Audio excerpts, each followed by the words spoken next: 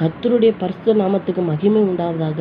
இப்போது நம்ம ஒரு வார்த்தையை குறித்து நம்ம இப்போ பார்க்க போகிறோம். அது என்ன வார்த்தைனா, நம்ம எதில் நம்ம உண்மையாக இருக்க வேண்டும் என்று இப்போ பார்ப்போம்.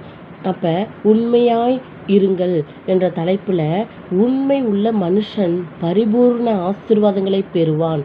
அப்படி இந்த வார்த்தையை நீதிமொழிகள் 28வது அதிகாரம் 20வது வசனத்தில் இப்படியாக கூறப்படுகிறது.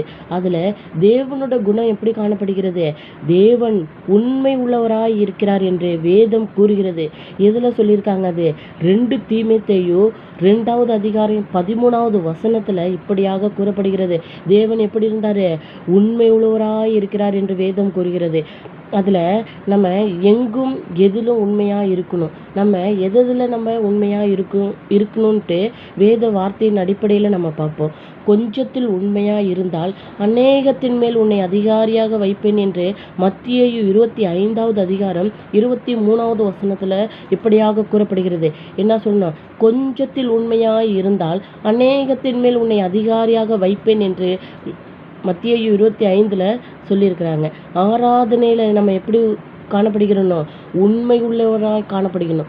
எப்படின்னா, ஆராதனை வந்து நம்ம தேவன் வந்து நம்மளோடு அசைவாடி கொண்டிருக்கிற நேரம். அப்போ ஆராதனை எப்படி நடத்தணும்?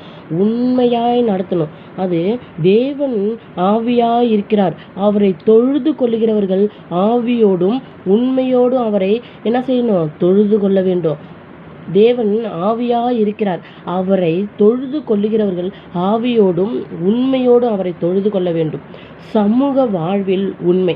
என்னது? சமூக வாழ்வில் உண்மை. சமூகத்தில் எப்படி நம்ம சமூகத்தில் வாழ்ந்து கொண்டு இருக்கிறோம்ல, அது எப்படி உண்மையாய் காணப்படுகிறோம்.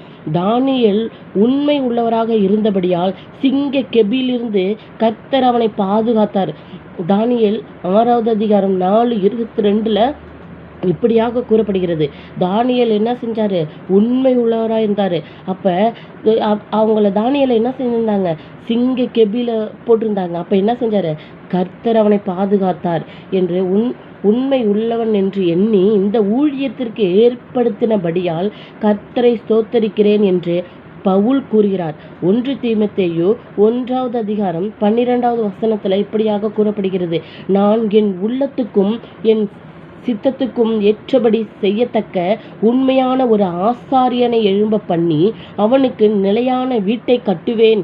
என்னால் அபிஷேகம் பண்ணப்பட்டவனுக்கு முன்பாக சகல நாளும் நடந்து கொள்வேன் என்று சாமுவேலிடம் கர்த்தர் என்ன சொல்கிறாரு? கூறுறாரு. 1 சாமுவேல் 2வது அதிகாரம் 35வது வசனத்தில் இப்படியாக கூறப்படுகிறது. அப்போ தாளந்தில் உண்மையாக இருக்கணும். என்ன சொல்லியிருக்காங்க? தாளந்து தேவன் நம்மளுக்கு என்னது? ஒவ்வொருத்தருக்கும் ஒவ்வொரு தாளந்த தேவன் கொடுத்துருப்பாங்க. அது என்னென்ன தாளந்துனா, பாட்டு பாடுறதோ, வேதம் வாசிக்கிறதோ, பிரசங்கம் பண்ணுறதோ, இல்லை நம்ம வந்து ஒரு கைப்பிருதி கொடுக்குறதுலையோ நம்மளுக்கு வந்து ஒரு தாளந்த தேவன் கொடுத்துருப்பாரு. அதில் மேலும் உக்கிரானக்காரன் உண்மை உள்ளவன் என்று காணப்படுவது அவனுக்கு அவசியமாம் என்று ஊழியனின் உண்மையை குறித்து பவுல் கொரிந்தியருக்கு எழுதியிருக்கிறாரு. இது என்னதுன்னா, 1 கொரிந்தியர் 4வது அதிகாரம் 2வது வசனத்தில் இப்படியாக கூறப்படுகிறது. ஊழியத்தில் உண்மை உள்ளவர்களாய் காணப்படணும். ஊழியெல்லாம் வந்து சும்மா சாதாரணமாக பண்ண முடியாது. எல்லாருக்கும் அந்த பாக்கியம் கிடைக்காது. ஊழியம் பண்ணுறதுல என்ன? நம்ம உண்மை உள்ளவராய் காணப்படுகிறோம். அநேக சாட்சிகளுக்கு முன்பாக நீ என்னிடத்தில் கேட்டவைகளை மற்றவர்களுக்கு போதிக்கத்தக்க உண்மையுள்ள மனுஷர்களிடத்தில் ஒப்புவி என்று பவுல் தீமோத்தேயுக்கு என்ன சொல்கிறாரு? கூறப்படுகிறாரு. 2 தீமோத்தேயு 2வது அதிகாரம் 2வது வசனத்தில் இப்படியாக என்ன சொல்லியிருக்கிறது? கூறப்படுகிறது.